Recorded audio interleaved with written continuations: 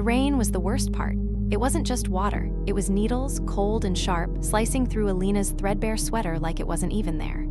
She huddled deeper under the bridge, pressing her back against the graffiti-stained concrete, arms wrapped around her knees. The cardboard beneath her was soggy, the kind of damp that never really dried, just festered. She'd been here before. Too many times. A car slowed on the street above, tires crunching over wet pavement. Alina didn't look up. Rich people didn't stop for people like her, unless it was to toss a half-eaten sandwich out the window like she was a stray dog. But this car didn't drive away. The engine cut off. A door opened. Footsteps. Alina tensed, fingers curling into fists. She learned the hard way that attention from strangers was never good. Then a shadow fell over her. She looked up. The man standing over her wasn't just rich, he was wealth. The kind of money that didn't need to flaunt itself. His coat was black, perfectly tailored, not a stitch out of place. His shoes gleamed even in the dim streetlight, and his face, sharp, cold, like something carved from marble. Alina braced herself for the usual sneer, the disgusted look before he tossed a few bills at her feet just to feel noble. But he didn't. Instead, he crouched down, eye level, like she was a person. Alina Vasquez, her stomach dropped. Nobody knew her name, not here, not anymore. She swallowed hard. Who's asking? His gaze didn't waver. Damien Crowe. The name meant nothing to her, but the way he said it like it should have weight told her everything. This wasn't just a man, this was a man who owned things. What do you want? She muttered, wiping rain from her face. He didn't blink. I'm offering you $1 million. Alina let out a sharp laugh. Yeah, for what? A kidney? For a child. Silence. The rain kept falling. The city kept breathing. But for Alina, the world had just stopped. Stared at him. You're insane. Serious. He reached into his coat. She flinched, but he only pulled out a checkbook. $500,000 now, the rest when the baby is born. Alina's pulse roared in her ears. $1 million, enough to disappear, enough to live, but nothing was ever that simple. Why me? She whispered, his jaw tightened. For the first time, something flickered in his eyes, something raw. Because you have nothing to lose. And that was the truth that cut deepest. She looked down at her shaking hands. At the dirt under her nails. At the life she'd been surviving, not living. Then she looked back at him. When do we start? The office was too bright. Alina squinted against the glare of the overhead lights as she sat in a leather chair that probably cost more than everything she'd ever owned. The air smelled like lemon cleaner and expensive cologne. Out the floor-to-ceiling windows, the city sprawled beneath her like a toy model, tiny cars, tiny people, all of them oblivious to the deal she was about to make. Damien stood by the window, his back to her, shoulders rigid. He hadn't spoken since they'd gotten into his car. Just silence, thick and heavy like the air before a storm. A door opened. A man in a crisp suit walked in, carrying a folder. Mr. Crowe, he said, nodding at Damien before turning to Alina with a smile that didn't reach his eyes. Ms. Vasquez, I'm Mr. Hartman. I'll be overseeing the contract. He slid the folder across the desk. Alina hesitated before opening it. The words swam in front of her, legal jargon, clauses, conditions. But the numbers stood out stark and clear. $500,000 upon signing, $500,000 upon live birth. Her throat tightened. $500,000, right now, enough to change everything. But then she kept reading. No contact with friends, family, or outside parties for the duration of the pregnancy, she read aloud, voice flat. Restricted to approved residences. Medical procedures as determined by the contracting party. She looked up. You're locking me up. Damien finally turned. His expression was unreadable. It's for your safety. Bullshit. Mr. Hartman cleared his throat. The terms are non-negotiable, Ms. Vasquez. Mr. Crowe is assuming all financial and medical responsibility. In return, he requires assurance of discretion and compliance. Alina's fingers curled around the edge of the paper. She should walk away. This was insane. But then she thought of the cold streets, the hunger, the way people looked through her like she was already a ghost. She reached for the pen. As she signed, her hand brushed against Damien's where it rested on the desk. A mistake, just a graze of skin, but he jerked back like she'd burned him. Alina froze. For a split second, something raw flashed across his face. Pain? Fear. Before his usual mask slammed back into place, Mr. Hartman didn't seem to notice. He collected the papers with a satisfied nod. Excellent, the funds will be transferred immediately. Mr. Crowe will escort you to your new residence. Damien was already moving toward the door, his stride stiff. Alina followed, but her mind was racing. Why did he pull away, and why does a man who can buy anything look at a single touch like it might destroy him? The penthouse was beautiful in the way a knife was, sharp edges, cold surfaces, everything designed to remind her she didn't belong here. Alina stepped inside, her wet sneakers leaving faint marks on the pristine marble floor. The elevator doors slid shut behind her, sealing her in. No going back now. Damien moved past her without a word, his coat whispering against the walls as he walked. He didn't give her a tour, didn't explain where anything was, just pointed down a hallway. Your room is there. Kitchen stocked. Don't go onto the balcony. And then he was gone, disappearing through another door without another glance. Alina exhaled, her breath shaky. She should be relieved. She had a roof, a bed, $500,000 in her account, but the air in the penthouse was too still, too quiet. Like the whole place was holding its breath.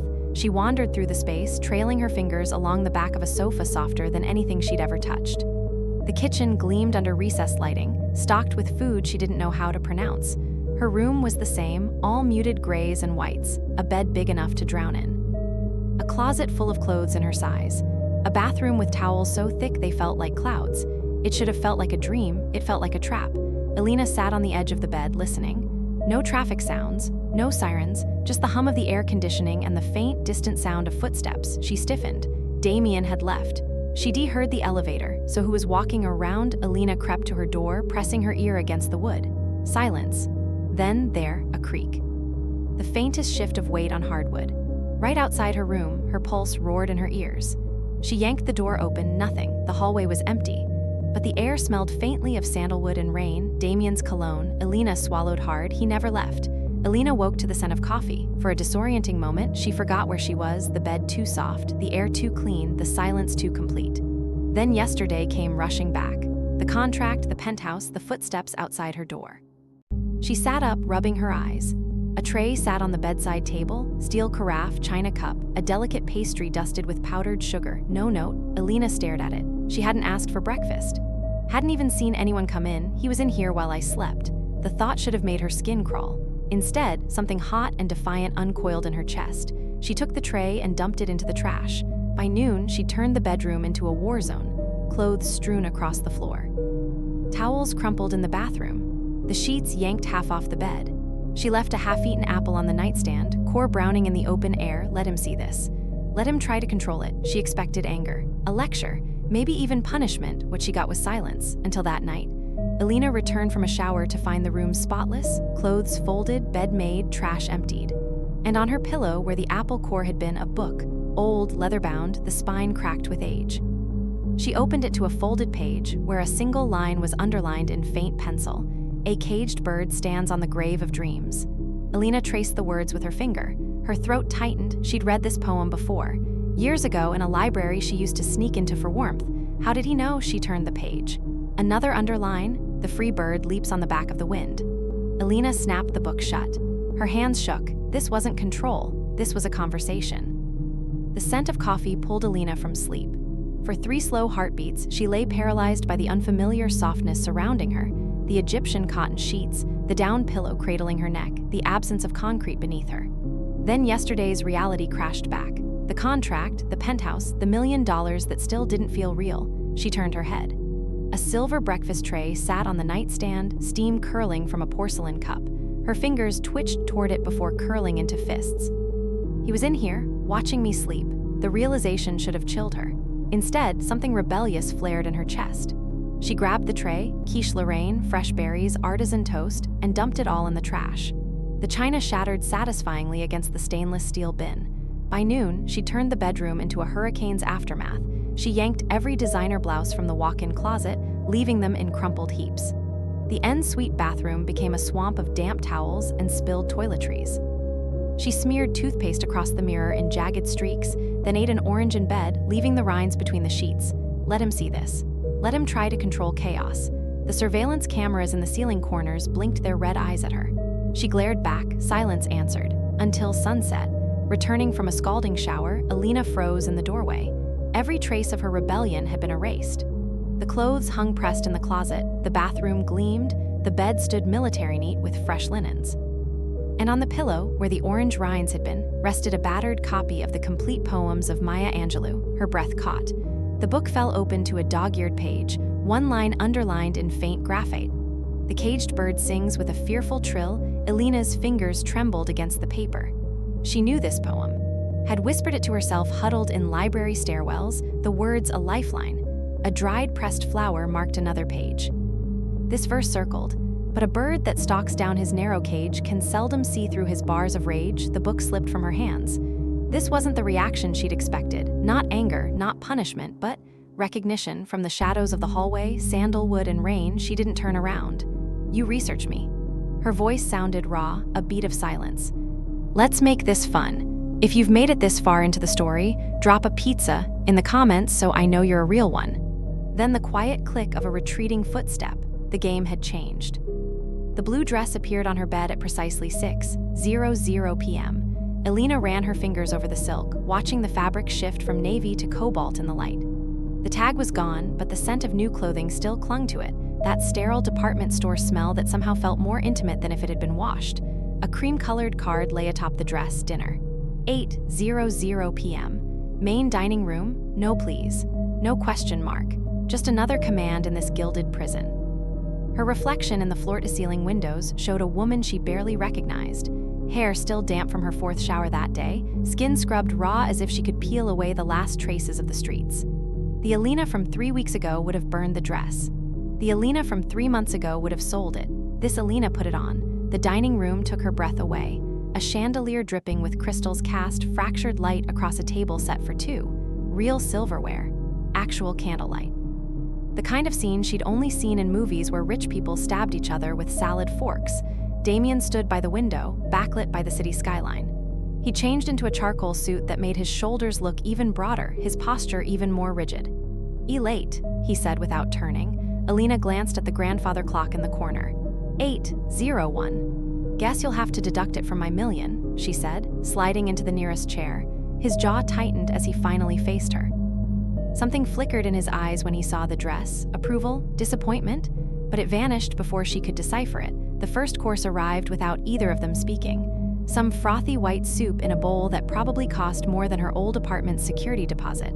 Elena picked up the wrong fork on purpose. Damien's eye twitched. "The smaller one is for salad. I prefer eating soup with a salad fork. Gives it more texture." A muscle jumped in his cheek. For a thrilling moment, she thought he might actually snap.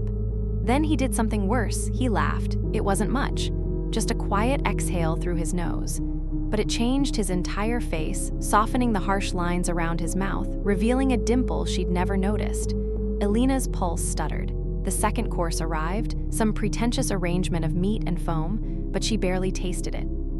All her attention was fixed on the way Damien's fingers curled around his wineglass, the way his throat moved when he swallowed, the single lock of hair that refused to stay combed back. "E staring," he murmured. "E fascinating," she shot back, expecting him to retreat into coldness. Instead, he met her gaze. "So are you?" The candles flickered. Somewhere in the penthouse, a clock chimed. Elena realized with dawning horror that she wasn't pretending anymore. She actually wanted to be here. Worse, she wanted him to want her here. The grandfather clock struck midnight when Elena found the door. She hadn't meant to go exploring. But after the strange intimacy of dinner, sleep had been impossible. The penthouse felt different in the dark, less like a cage, more like a living thing holding its breath. The door was barely visible, hidden in the paneling of the study. If she hadn't been running her fingers along the wood grain, she never would have felt the slight indentation. It opened without a sound. The room beyond was a library, not the showy kind with leather-bound classics, but a working space. First editions stood beside battered paperbacks, their spines cracked with love. A reading chair sat bathed in moonlight, an Afghan still draped over one arm as if someone had just stepped away. Elena moved toward the shelves, her bare feet silent on the Persian rug. Her fingers trailed over titles, Wuthering Heights, The Bell Jar, Rebecca, all signed in the same elegant hand for Claire. Always. A photo frame lay face down on the desk. Elena hesitated, then flipped it over. A younger Damien stared back, his arm around a woman with Elena's dark curls, Elena's full lips, Elena's sharp cheekbones, but softer. Happier. The resemblance was too strong to be coincidence. The woman Claire held a newborn. Elena's breath caught. A sound shattered the silence, the elevator pinging. She barely had time to right the frame before the library door creaked open. Damien stood silhouetted in the doorway, his tie loosened, his hair disheveled. For a heartbeat, they simply stared at each other, then his gaze dropped to the photo frame. The temperature in the room seemed to drop 10 degrees. "Get out." His voice was dangerously quiet, Alina should have been afraid. Instead, she stepped closer. Who was she? Something fractured in his expression. You don't get to ask that. I think I do. She gestured to the books. You didn't just research me, you chose me. A muscle jumped in his jaw. It's not what you think. Then tell me what it is. For a long moment, she thought he wouldn't answer. Then, Claire was my wife. His hand flexed at his side. She died. The baby died. The raw pain in his voice made her chest ache. But Alina had survived too long on half-truths. And I look like her. Damien's eyes burned into hers. You move like her. The admission hung between them, heavy and electric. Alina suddenly understood why he flinched at her touch, why he watched her from the shadows. She wasn't just a surrogate, she was a ghost. The key fell from Damien's pocket during their first argument. 3 days had passed since Alina discovered the library. 3 days of tense silence, of meals left at her door, of Damien vanishing into the penthouse's shadowy corners like a ghost himself. Tonight, he'd finally emerged, only to snap when he caught her rearranging the bookshelves. You don't touch these, he'd growled, grabbing her wrist. That's when it happened. A small brass key clattered to the floor between them. Damien froze. Alina stared. She moved first. The key burned against her palm as she darted back, her pulse roaring in her ears. Damien's face went terrifyingly blank. Give it back. Each word was a blade. Alina's fingers tightened around the metal. Or what? You'll throw me out? She barked a laugh. We both know you can't. Something dangerous flashed in his eyes. In 3 strides, he had her pinned against the bookshelves, his body caging hers. The heat of him seeped through her clothes, his breath warm against her lips. For one dizzying moment, she thought he might kiss her. Then the lights went out. The storm hit without warning. Rain lashed the windows as thunder shook the penthouse. In the sudden darkness, Damien's grip on her wrists loosened, just enough for Alina to twist away. She ran blindly, her shoulder slamming into a doorframe. The key bit into her palm like a secret. A hand grabbed her elbow. Stop. Damien's voice was rough. The generator will kick in soon. Lightning flashed, illuminating his face, all sharp angles and shadows. Alina realized with a jolt that she wasn't afraid. Not of him, not like this. Tell me about the key, she demanded. Thunder rumbled. When he spoke, his words were barely audible over the storm. It's for the nursery. Alina went very still. Damien exhaled shakily. I had it ready, before. His fingers slid down her arm, leaving trails of fire. I kept it. In case. The unspoken words hung between them. In case I got another chance. Alina's breath hitched. The key in her hand suddenly felt heavier. Not just a secret, a hope. The storm still raged when Alina turned the key. Generator lights cast long shadows down the hallway she'd never been allowed to explore. The brass key fit perfectly into the lock of the last door, the one Damien always walked past too quickly. Click. The door swung open on silent hinges. Alina expected a nursery. Pastel walls, a crib draped in dust covers, the ghost of a child who never came home. Instead, music. The room was a recording studio. State-of-the-art equipment lined the walls, but the centerpiece was an antique grand piano, its black lacquer gleaming under soft track lighting. Sheet music covered every surface, some pages yellowed with age, others crisp and new, and everywhere. Her, not Claire. Her, Alina. Photos of her sleeping on park benches. Newspaper clippings about a homeless woman saving a child from an oncoming train. Even her old library card, the one she'd lost years ago, framed beside the piano. A floorboard creaked behind her. You followed me for years. Alina's voice sounded hollow to her own ears. Damien stood in the doorway, rainwater still dripping from his hair. Not the way you think, she whirled on him. Then explain. He moved to the piano, his fingers hovering over the keys without touching them. I heard you first, singing in that church shelter off 5th Avenue. His thumb brushed middle C, releasing a single, trembling note. Your voice. It was hers, exactly. Alina's stomach twisted. So what? You decided to collect me? No. His hand fisted against the piano lid. I decided to save you. Lightning flashed. In that split second of illumination, she saw it. The sheet music wasn't just random compositions. Every piece was dated. Everyone matched a day she'd almost died. The winter she'd got pneumonia. The night a man had pulled a knife in the subway. The morning she'd stood on the bridge railing, staring down at the river. Damien's eyes burned in the dark. You were going to jump that day, weren't you? Alina couldn't breathe. He stepped closer. I wrote that piece the moment I saw you step back from the edge. Another step. Do you have any idea how many times I almost approached you? The air between them crackled. Alina should have run, should have screamed. Instead, she reached for him. Damien caught her wrist, not to stop her, but to press her palm flat against his chest. His heartbeat thundered against her skin. "Tell me to leave," he whispered, "and I'll never touch you again." Alina's fingers curled into his shirt. She pulled him closer. Morning light spilled across the piano bench where they'd fallen asleep. Alina curled against Damien's chest, his arms locked around her like he feared she might dissolve. She stirred first, blinking against the golden haze. Damien's breathing remained deep and even, his lashes casting shadows on cheeks that looked younger in sleep. The storm had washed everything clean. The air smelled of ozone and the bergamot from his shampoo. Alina traced the scar along his collarbone. A battle wound from a war she didn't understand. His eyes flew open. For one heartbeat, they simply looked at each other. Then reality crashed back in. Damien jerked upright, putting space between them. This was a mistake. Alina caught his wrist. "Why? Because I'm not her?" His throat worked. "Because you're alive." The words hung between them, raw and aching. She expected him to leave. Instead, his fingers intertwined with hers, calluses scraping against her skin. When he spoke, his voice was rough with sleep and something darker. "I bought you a life." "Not a heart." Alina laughed, a sharp, startled sound.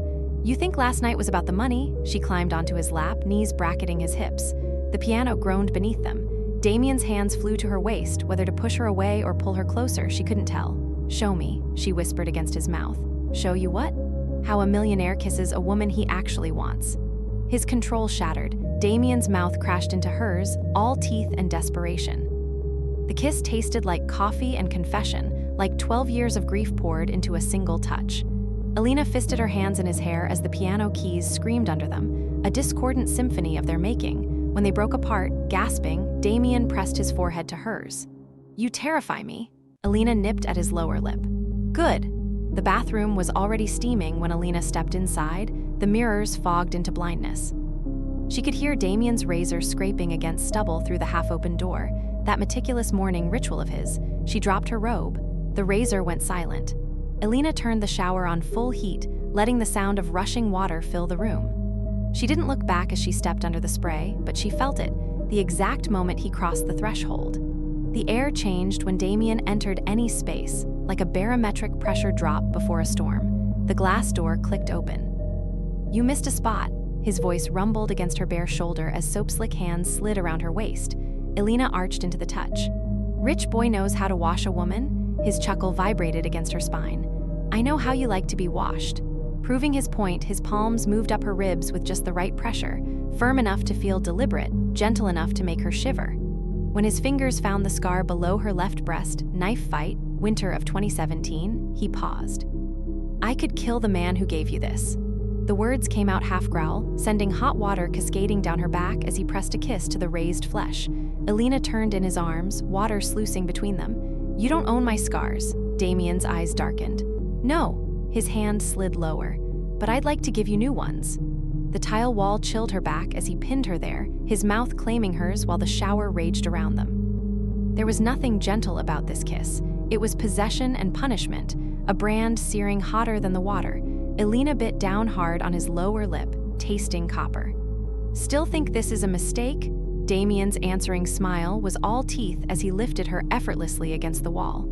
"The worst one I'll ever make again." Alina perched on the edge of the grand piano in nothing but Damien's dress shirt, the sleeves swallowing her hands as she plunked a discordant note. "Teach me." Damien stood in the doorway, tie loose around his neck, morning light gilding the stubble along his jaw. "You're terrible. That's why I need lessons." She kicked her bare feet against the piano leg, sending another jarring chord through the penthouse. "Unless the great Damien Crowe can't handle a beginner," his eyes darkened. In 3 strides, he had her pinned against the piano, his body caging hers as the instrument groaned in protest. "You play dirty." Alina grinned, nipping at his chin. "You love it." He captured her wrists, pressing them into the lid.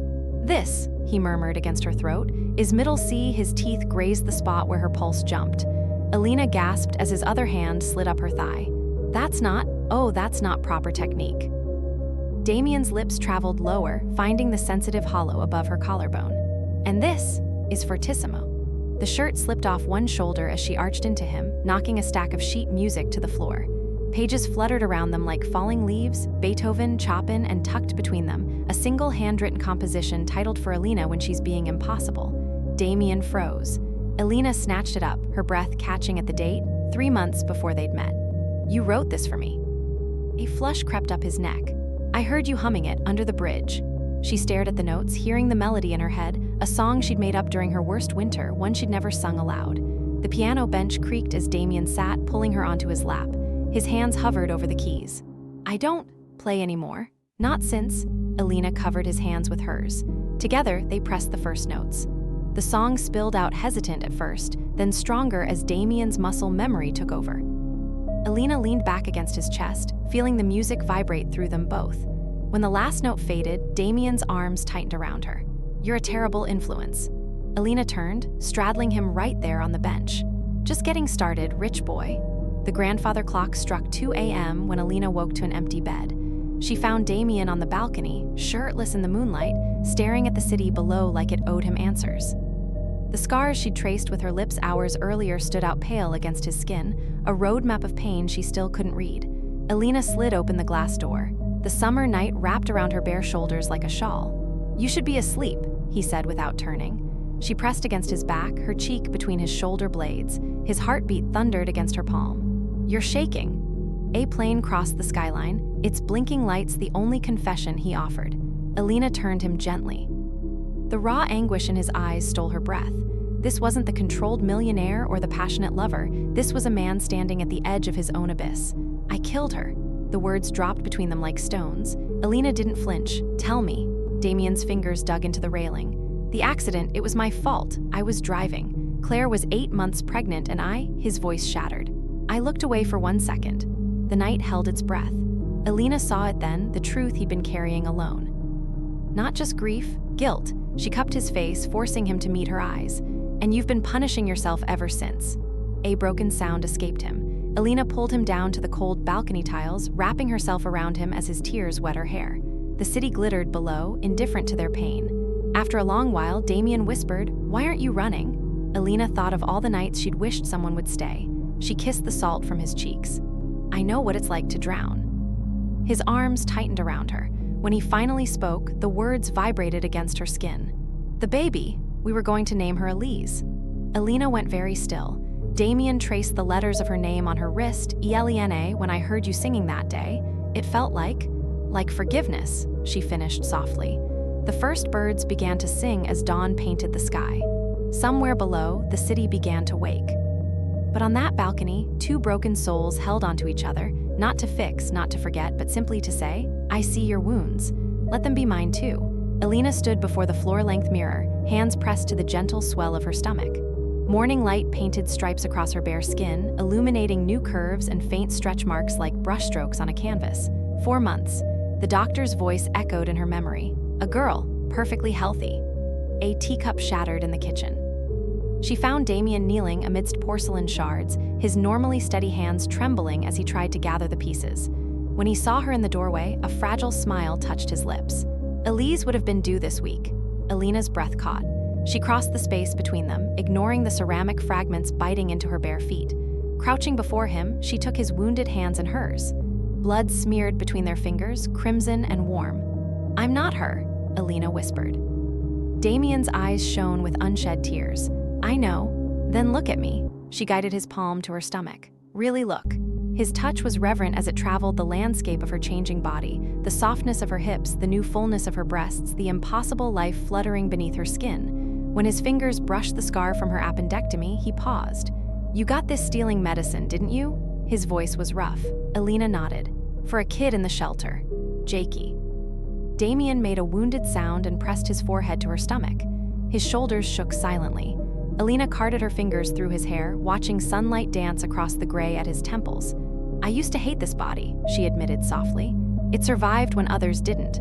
Damien lifted his head. For the first time, she saw him truly see her, not as Claire's shadow, not as a vessel, but as Alina, the woman who'd fought to live. He stood suddenly, lifting her with him. Alina gasped as her back met the refrigerator door, Damien's hands cradling her thighs. His kiss tasted like salt and salvation. "Thank you," he breathed against her lips. "For what?" "Choosing me." His hands tightened on her, choosing to stay. Alina wrapped her legs around his waist as he carried her toward sunlight. Outside, the city pulsed with life, car horns, laughter, the distant cry of gulls. She buried her face in Damien's neck and breathed him in. The past would always haunt them. But this fragile, furious life between them was theirs alone. The nursery door creaked open for the first time in years. Alina stood in the threshold, her fingers tracing the freshly painted walls, soft lavender instead of the pale yellow Damien had chosen for Elise. The crib sat assembled near the window, sunlight filtering through the mobile of silver stars that turned lazily above it. Every detail was perfect, yet the room felt like a question waiting for an answer. Behind her, Damien's presence was a warm weight against her back. His hands settled on her shoulders, thumbs kneading the tension there. "You don't like it?"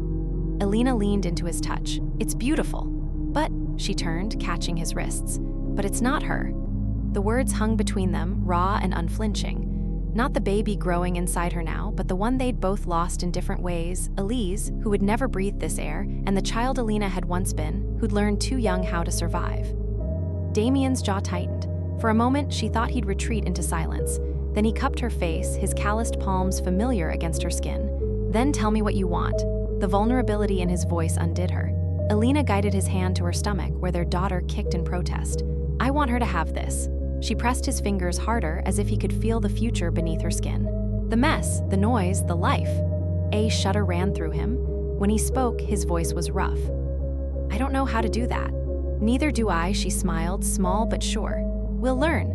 The piano became their meeting ground. Some nights Damien played while Alina stretched on the couch, her swollen ankles propped on the armrest. Other times she hummed off-key melodies, laughing when he winced. But tonight the music was different, hesitant, aching. Alina recognized the song instantly, the one he'd written for her before they'd met. She waddled to the bench, easing down beside him. Damien's hands froze mid-chord. "I can't get it right," he admitted, staring at the keys like they'd betrayed him.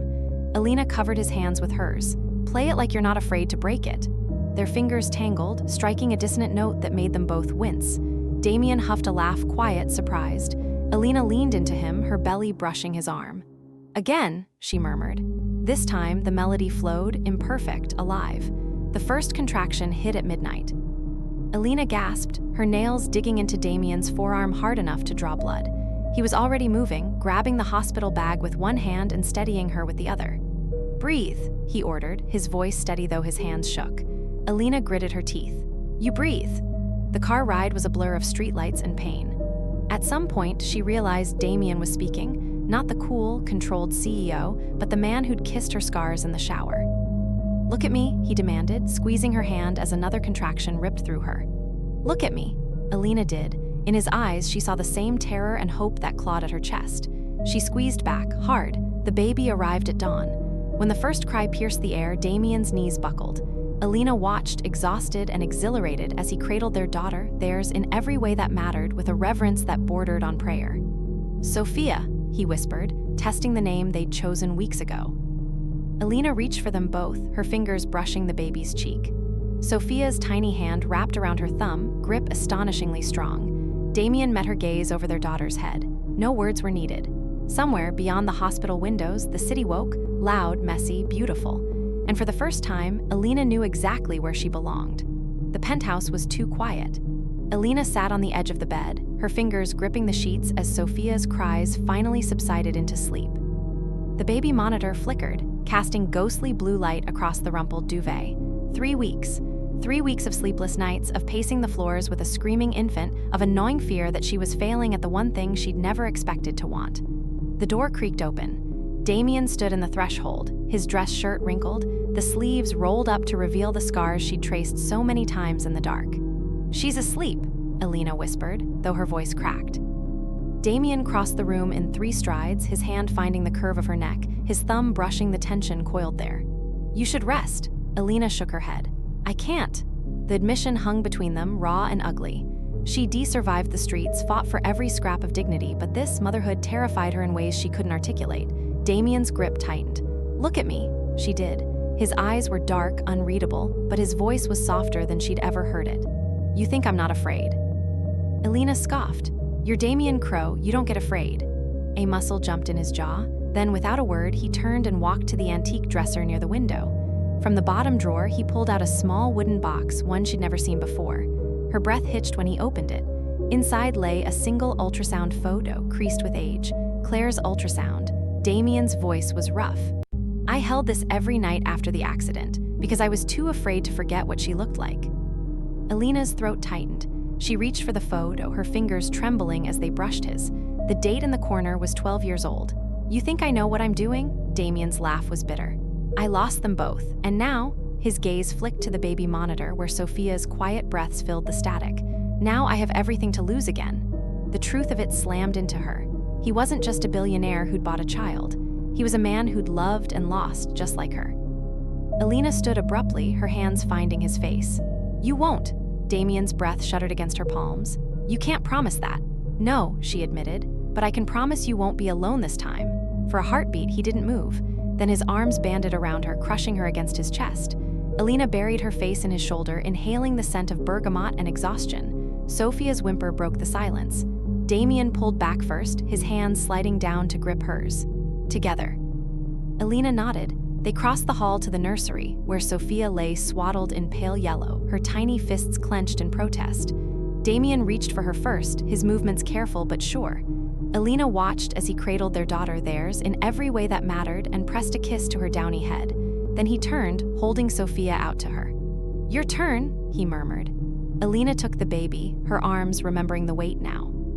Sophia's eyes fluttered open dark, like Damien's, but with the same stubborn fire Alina saw in the mirror every morning. Damien's hand settled on the small of her back, steadying. "See, you're a natural," Alina snorted. "Liar."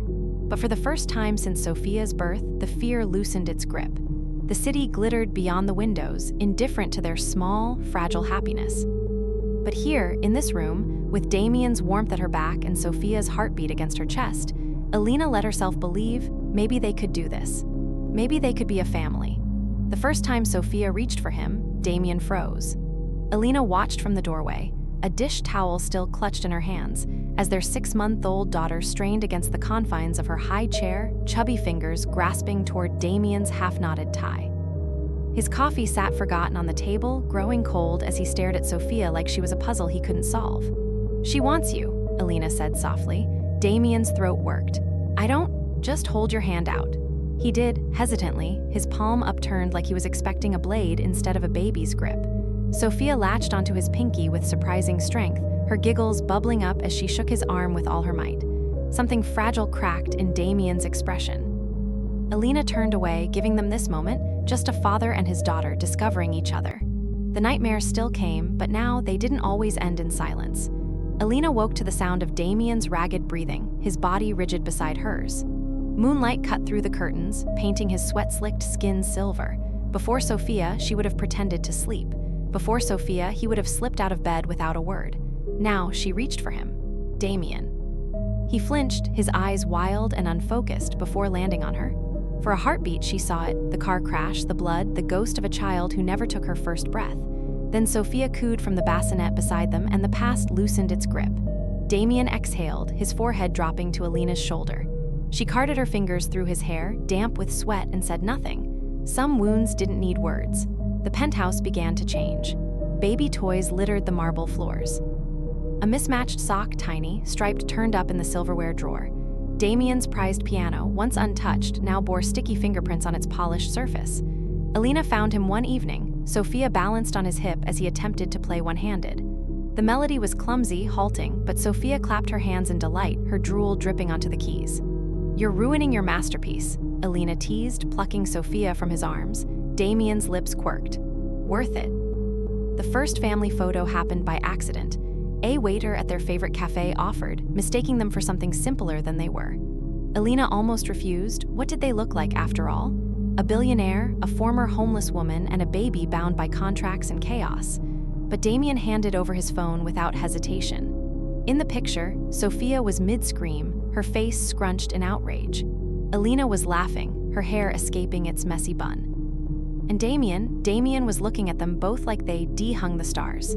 That night, Alina set the photo as his lock screen. He didn't change it back. The past wasn't forgotten. Claire's memory lingered in the quiet moments when Damien traced Sophia's features like he was searching for someone else, when Alina caught him staring at the nursery door with guilt etched into the lines of his face. But now, when Alina reached for him, he didn't pull away. Now, when Sophia cried, they moved as one, Damien warming the bottle, Alina rocking her back to sleep. Now, when the nightmares came, they didn't have to face them alone. The penthouse, once a gilded cage, was starting to feel like something neither of them dared say aloud, like home. Hi guys, welcome to the channel. Today's story is titled, Millionaire Hires a Homeless Woman to Have His Baby.